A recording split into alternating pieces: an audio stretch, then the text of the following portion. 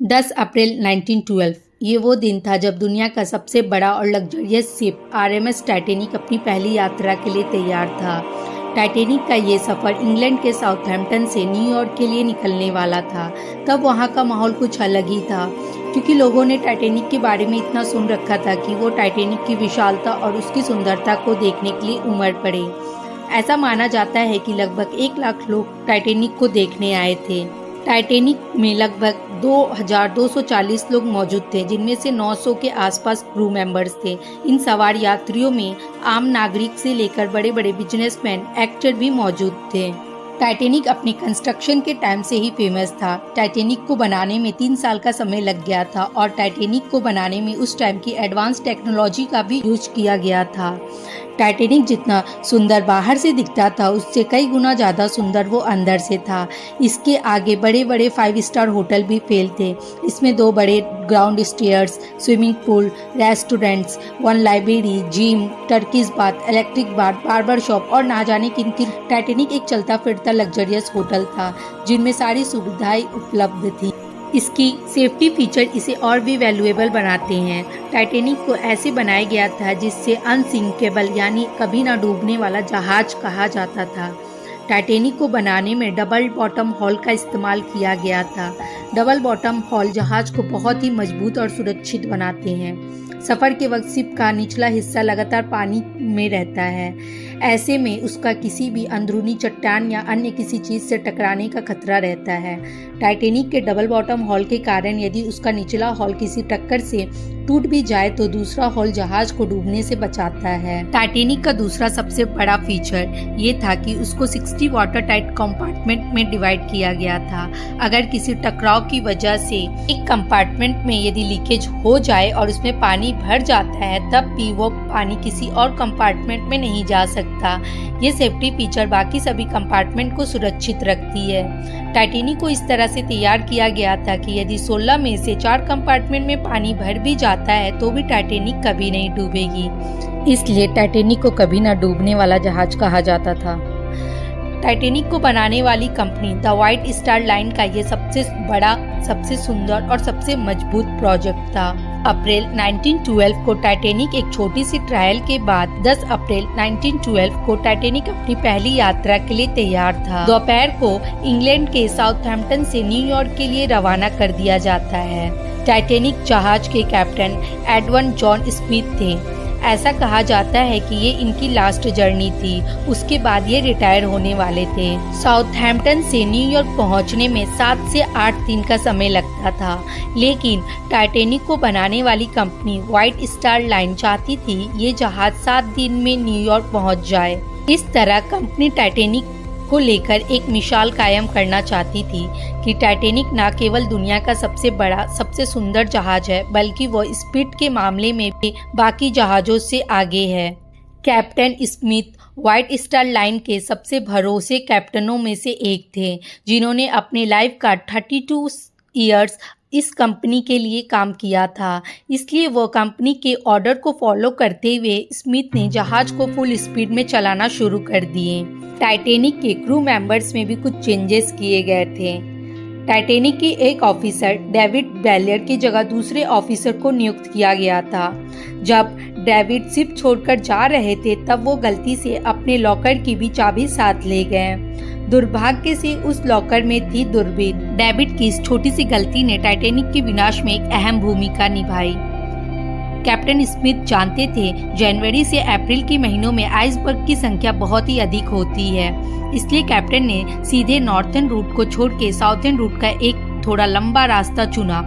Iceberg समुद्र में छोटे छोटे बर्फ के पहाड़ होते हैं जो ग्लेशियर से टूटकर समुद्र की लहरों में बहते हैं। ज्यादा टेक्नोलॉजी ना होने की वजह से उस टाइम की सभी शिपों को एक दूसरे से कोऑर्डिनेशन करते हुए चलना पड़ता था। आइसबर्ग जैसे खतरे को देखने के लिए शिप के सामने ऊंचाई पर एक क्रू पॉइंट होता था, जिसे लुकआउट पॉइंट कहा जाता था। इसमें हमेशा 1 से 2 लोग तैनात रहते थे जो दूरबीन से दूर तक नजर रखते थे। जब जहाज समुद्र में यात्रा करते थे वो सभी वायरलेस रेडियो के हेल्प से एक दूसरे को मैसेज ट्रांसफर करते थे ताकि ये जानकारी मिल सके कि आगे कौन सी अड़चन है। टाइटैनिक पर सीनियर ऑफिसर जैक फिलिप्स इस वायरलेस रेडियो सिस्टम को ऑपरेट कर रहे थे। टाइटैनिक ने जब अपनी आधी यात्रा पूरी कर ली थी तब 12 अप्रैल को उसे एक शिप से आइसबर्ग के बारे में पहली वार्निंग मिली। आइसबर्ग टाइटैनिक से लगभग एक दिन की दूरी पे था। इस मैसेज को जैक फिलिप्स ने कैप्टन स्मिथ तक पहुंचाया। ऐसा कहा जाता है कि टाइटैनिक के ऑनर जोसेफ ब्रूस भी इस जहाज पर मौजूद थे। जब कैप्टन स्मिथ ने टाइटैनिक के मालिक ब्रूस को आइसबर्ग के बारे में बताया तो ब्रूस ने इस वार्निंग को नजरअंदाज कर दिया और जहाज का स्पीड कम करने से मना कर दिया। उसके बाद टाइटैनिक को लगातार 5 और वार्निंग मिली। टाइटैनिक को टोटल 7 वार्निंग मिली थी। रात में विजिबिलिटी कम होने के कारण नेस्ट पॉइंट पर बैठे लोगों को आगे का कुछ भी क्लियर नहीं दिख रहा था और दुर्भाग्य से उनके पास दूरबीन भी नहीं था। टाइटैनिक अपनी फुल स्पीड में थी और आइसबर्ग केवल 2 घंटे की दूरी पर था। रात के 11:30 हो चुके थे। अब टाइटैनिक आइसबर्ग से केवल 6 किलोमीटर की दूरी पर था। जिस रफ्तार से टाइटैनिक चल रहा था उससे देखते हुए वो 10 मिनट में आइसबर्ग के पास पहुंचने वाला था। टाइटैनिक के क्रू नेस्ट मेंबर फ्रेडरिक फेलिट और रेजिनाल्ड ली कड़कड़ाती ठंड और रात के घने अंधेरे के बावजूद टकटकी लगाए जहाज के सामने आने वाले अड़चन को देख रहे थे। ठंड के कारण उनकी आंखों से पानी आ रहा था। उनके पास दूरबीन भी नहीं था जिससे वो दूर की चीजें को क्लियरली देख सके। रात के 11:39 हो चुके थे। क्रू नेस्ट पर तैनात फ्रेडरिक फ्लिट की नज़र सामने एक आइसबर्ग पर पड़ी और वो बिना देरी किए हुए तुरंत 3 बार घंटी बजाए और ब्रिज पर मौजूद ऑफिसर को फोन किया और बताया सामने एक आइसबर्ग है, जल्दी शिप को लेफ्ट साइड में मोड़ लिया जाए। बिना देरी किए हुए शिप को लेफ्ट साइड में मोड़ा जाने लगा, लेकिन अब बहुत देरी हो चुकी थी। जहाज की स्पीड इतनी ज़्यादा थी कि इतने कम टाइम में रिवर्स इंजन चालू करने के बाद भी उसको रोका नहीं जा सकता था। टाइटैनिक इतना बड़ा था कि कम डिस्टेंस में उसको मोड़ पाना पॉसिबल नहीं था। हालांकि जहाज का रास्ता काफी हद तक मोड़ दिया गया, लेकिन रात को 11:40 पर टाइटैनिक का आगे का राइट वाला हिस्सा बर्फ की चट्टान से टकरा गया। यह टकराव इतनी जोर से हुआ कि जहाज पे मौजूद सभी पैसेंजर को इसने हिला के रख दिया। टाइटैनिक का डबल बॉटम हॉल किसी काम नहीं आया क्योंकि आइसबर्ग से हुआ इम्पैक्ट जहाज के साइड में हुआ था। वहाँ केवल सिंगल लेयर लगी थी। कैप्टन स्मिथ ने जब नुकसान का जायजा लिया तो पता चला कि 6 कंपार्टमेंट डैमेज हो चुके हैं और उनमें तेजी से पानी भरना शुरू हो गया है। ये बात सुनकर कैप्टन के होश उड़ गए। 6 कंपार्टमेंट में पानी भरने का मतलब है जिस जहाज को कभी ना डूबने वाला जहाज कहा जाता था वो अब डूबने वाला था। टकराव के बाद 20 मिनट बीत चुके थे और रात के 12 बजते ही कैप्टन स्मिथ ने क्रू को ऑर्डर दिया कि वो तुरंत डिजिटल सिग्नल भेजे ताकि आसपास मौजूद कोई जहाज उनकी मदद के लिए आ सके। वायरलेस ऑपरेटर जैक फिलिप्स लगातार सिग्नल भेजने लगे। आसपास कोई जहाज नहीं था जो सिग्नल को पकड़ सके। उसी बीच 6 कंपार्टमेंट में पानी भर चुका था। अब पानी डेक के ऊपर से बाकी जगह पर घुसने लग गया था। सिचुएशन को देखते हुए कैप्टन ने लाइफ बोट को समुद्र में उतारने का आदेश दिया और सभी लाइफ बोट को बाहर निकालने की प्रक्रिया शुरू हो गई। उस टाइम टाइटैनिक पर केवल 20 लाइफ बोट मौजूद थे। सिंगल लाइफ बोट की कैपेसिटी 65 लोगों की थी। 20 लाइफ बोट के जरिए लगभग 1200 लोगों को ही बचाया जा सकता था, जबकि जहाज पर 2200 से ज्यादा लोग मौजूद थे। जल्दबाजी में शुरू के जो लाइफ बोट उतारी जा रही थी उनमें सिर्फ 27 से 28 लोगों को भेजा जा रहा था। लाइफ बोट को पूरी तरह से भरा भी नहीं जा रहा था। प्रोटोकॉल के अनुसार फीमेल और बच्चों को पहले लाइफ बोट में भेजना था। वहीं रात के 12:20 पर जैक फिलिप्स की लगातार कोशिशों के बाद टाइटैनिक के डिस्ट्रेस सिग्नल कार्पेथिया शिप को मिलता है। कार्पेथिया शिप 107 किलोमीटर की दूरी पे था। कार्पेथिया अपनी फुल स्पीड से भी चलता तो भी उसे 3 घंटे लग जाते, पर टाइटैनिक के पास उतना समय नहीं बचा था। जैसे जैसे जहाज में पानी भरता जा रहा था वैसे वैसे जहाज आगे की ओर से झुकता जा रहा था और पानी में डूबता जा रहा था। शिप पर हड़कंप मच गया था। अब सभी को एहसास हो गया था कि टाइटैनिक अब डूबने वाला है।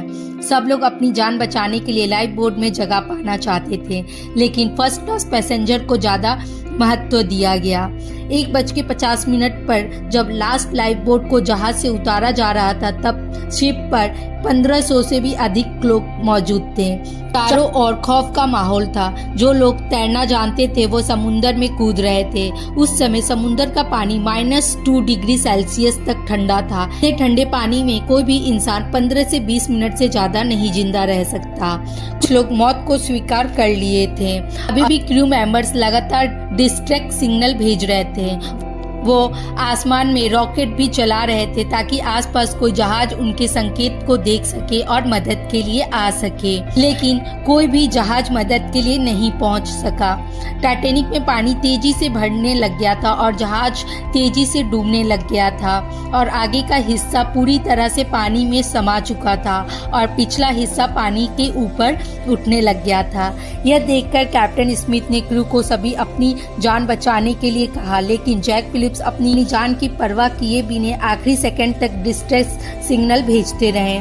जब तक जहाज पर इलेक्ट्रिसिटी थी तब तक जैक फिलिप्स लगातार उनकी मदद के लिए आ रही कारपेथिया शिप से कांटेक्ट में थे। कैप्टन स्मिथ ने अपने जहाज को ना छोड़ने का फैसला किया। जैसे ही जहाज का आगे का हिस्सा पूरी तरह से पानी में समा गया, एक शॉर्ट सर्किट की वजह से पूरी जहाज पर अंधेरा छा गया।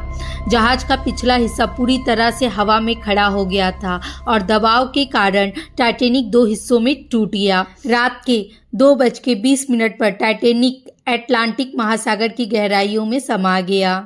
कभी न डूबने वाला जहाज टाइटैनिक बस 2 घंटे 40 मिनट में समुद्र की गहराइयों में समा गया। अगली सुबह कारपेथिया जहाज बचे हुए लोगों को बचाने के लिए पहुंचा।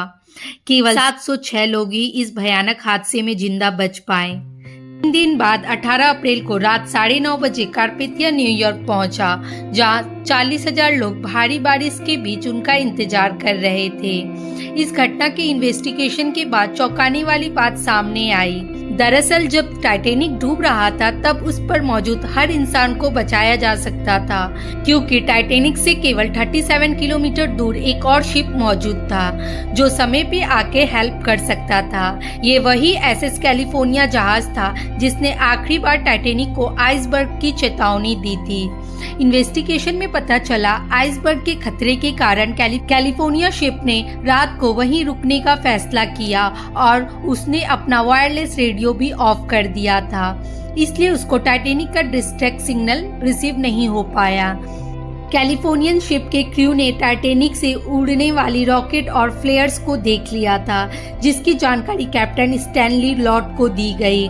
कैप्टन ने कहा, कैप्टन स्टैनली लॉर्ड अपनी क्रू को मॉस लैब के जरिए टाइटैनिक को संकेत भेजने के लिए कहा और कैलिफोर्निया का क्रू लगातार मॉस लैब से टाइटैनिक को सिग्नल भेज रहा था, लेकिन शायद टाइटैनिक पर इतनी अफरा तफरी मची हुई थी कि किसी ने उस संकेत को नहीं नोटिस किया। उस समय इस प्रकार के लैंप्स और टॉर्च के जरिए एक जहाज से दूसरी जहाज से संपर्क करने के लिए मॉस लैम्प का इस्तेमाल किया जाता था। टाइटैनिक के इस भयानक हादसे के बाद साल दर साल बीतते गए, लेकिन एक सवाल जो इंसानों को परेशान कर रहा था वो यह था कि जिस जहाज को अनसिंकेबल कहा जाता था, आखिर वो कैसे डूब गया। दोस्तों, आज के लिए इतना ही। आई होप आपको ये वीडियो अच्छी लगी हो। आपको ये वीडियो अच्छी लगी हो तो लाइक, शेयर, कमेंट करना ना भूलें। Thanks for watching.